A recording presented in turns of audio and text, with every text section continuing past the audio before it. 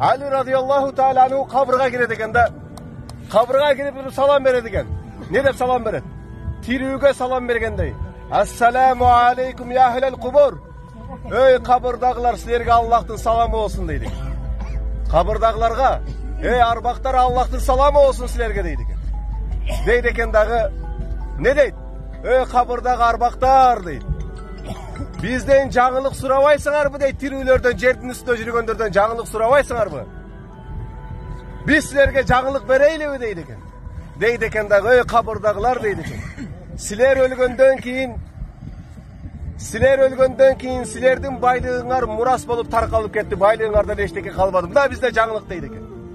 Ey kabırda ölüp жаткандар, siler ölgöndөн keyin silerdin bala чакаңар үйлөндү дагы өзүнчө болуп тарап кетти. Мына бизде силерге жаңылык дейди экен.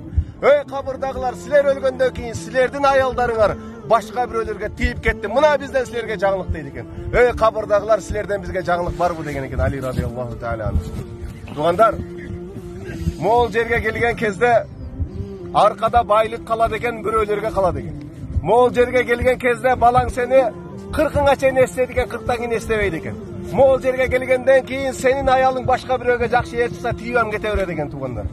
Пайгамбар алейхиссалату вассалам кабырга момун адам кире турган болсо момун менен кошулуп амалы кирет дейт.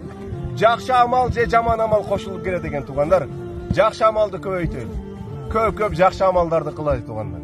Жаман амалдардан качайлы тугандар. Бул мына ушундай жер кабыр деген.